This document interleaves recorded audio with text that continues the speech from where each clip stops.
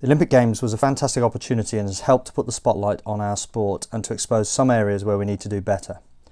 The performances of the Great Britain teams at the Olympic and Paralympic Games were as good as we could have expected, perhaps even better.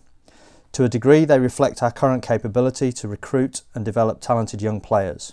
We are now presented with a unique moment in time to take a fresh look at what we're doing and how we're doing it. So, the question is, what do we do now to engineer a situation that puts Great Britain back into Olympic contention? The following presentation will explore the implications of recent funding announcements, provide clarity and direction to performance volleyball going forward, and present medium-term 4-year objectives in line with a longer-term strategy leading to world-class programmes in the future. Through the Sport England funding application, the Performance Commission and Volleyball England Board established a vision for the development of performance volleyball that was ambitious and built on the excellent progress that has been achieved over the last 4 years, both with BVF and Volleyball England programmes. Volleyball England have always had the desire to develop high-quality players who are capable of making volleyball their profession, and that remains the central focus going forward. So in this sense, the aspiration for performance volleyball in England has not changed. The funding submission to Sport England was based on a threefold increase in Sport England investment into talent pathways from around 650,000 to 2 million, and also the continued investment of UK sport into world-class programmes in indoor, beach and sitting volleyball.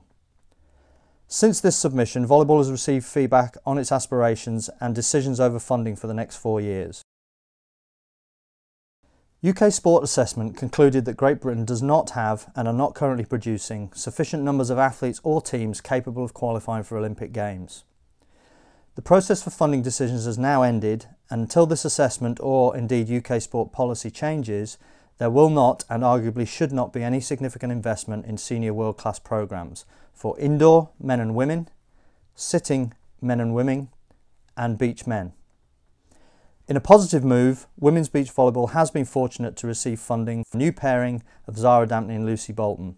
In line with this, the Sport England assessment concluded that volleyball needs to focus on the current talent development system and consider how it is and might support this end for future Olympic Games in 2020 and 2024.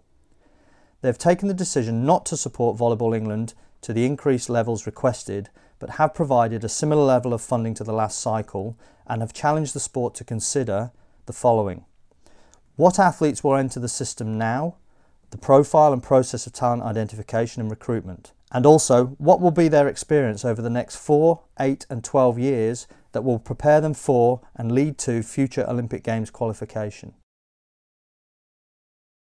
So, what does this mean for the future of this aspiration? Firstly, it should be noted that there's nothing wrong with the vision and ambition. It remains valid and is something volleyball in England should commit to developing.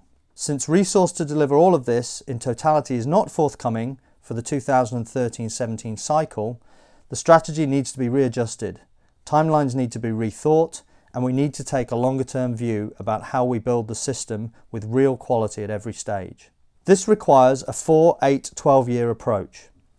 So decisions need to be taken now around prioritising which aspects of this model can and should be the focus for development in the next 4 years, given the resource that we do have. If we can agree and demonstrate real sustainable progress towards the world-class ambition, then there is a greater chance that this and any further development will attract resources that we need. So for this reason, it is proposed that we build for the long term, from the bottom up, with quality and sustainability, putting in place strong foundations that will provide the platform for legitimate qualification campaigns in the future. So with this in mind, the Volleyball England Talent Strategy for the next 4 years will focus on delivering improved systems, preparation environments and player experiences at both cadet and junior levels. The England Cadet Programme will aim to deliver an oversupply of athletes of the requisite profile to the Junior Development Programme at the next level. In a new initiative, Volleyball England will develop a bespoke talent ID and recruitment project that will take a more coordinated and systematic approach to the transition point into the Volleyball England talent pathway.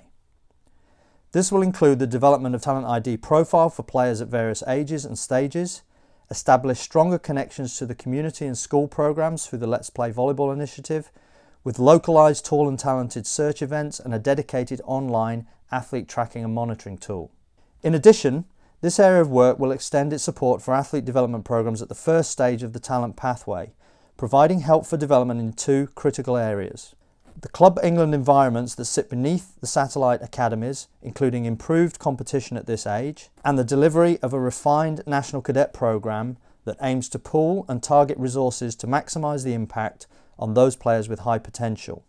From October 2013, the current boys and girls divisional programme will be condensed into a single national cadet programme with A and B selections, reducing the total athlete numbers from 48 to approximately 25. This will allow increased investment in both recruitment and the athlete experience at this stage of the pathway. It will include an integrated beach and indoor experience with an increase in the number of training days, including monthly training and holiday camps. Also, an extended competition experience for selected players, including the entry of 2 England teams into the UK School Games, and from this, the selection of a single team to compete in the NEVSA Under-17 Championships, which Volleyball England will host for the next 3 years.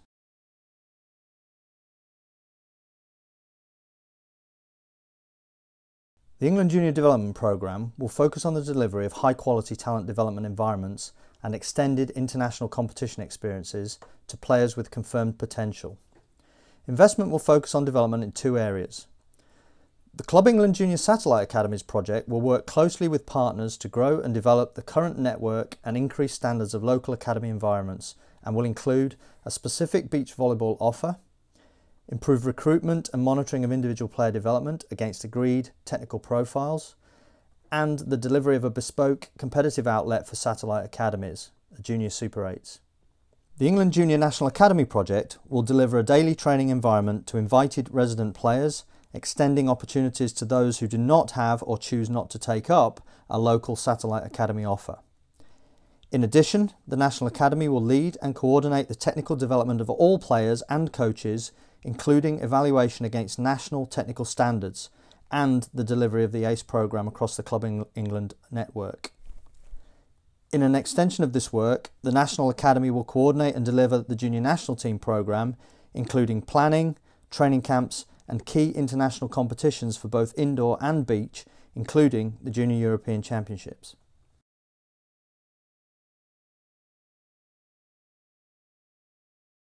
At a senior level, Volleyball England is committed to a continued investment in a senior beach development programme.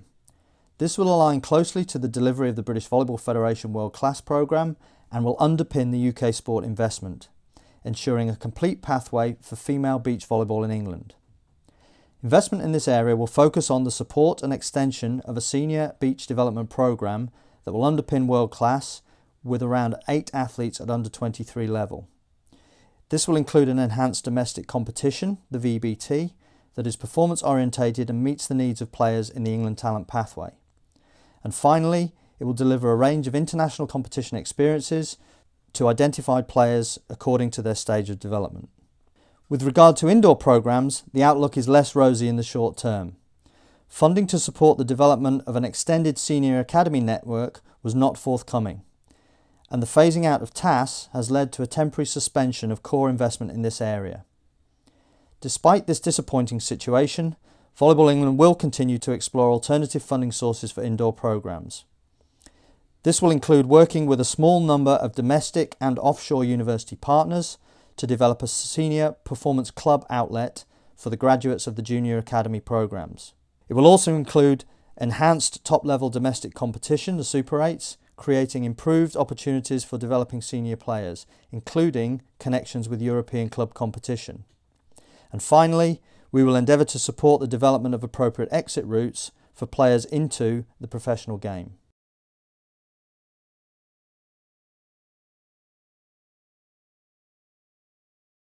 As mentioned earlier, at the top end of the pathway, volleyball is fortunate to have received UK sport funding for a world-class programme for women's beach volleyball. This is crucial not just for that discipline, but it keeps volleyball on the performance map and ensures that we have open dialogue with the major funding agency. The British Volleyball Federation have invited Volleyball England to manage and operate the world-class programme for beach women, and they have now taken on responsibility for that programme. This concludes the description of the talent pathway developments proposed for the next 4 years, and as highlighted earlier, there are some clear areas where the available investment will be focused in the short to medium term. This is good news for talented young athletes who are in the pathway currently and who will be entering the pathway in the next few years. The experience for them will be much enhanced and will be geared towards preparing them better than ever for the future demands of world-class volleyball and the professional game. Necessarily, this means that there will also be areas of the pathway where progress will be limited in the short term. In summary, the strategy seeks to create a case for further investment at the top end through the delivery of leading systems, structures and above all standards of players at the early stages. Once we have this in place, we can once again consider the prospect of teams representing Great Britain at future Olympic Games.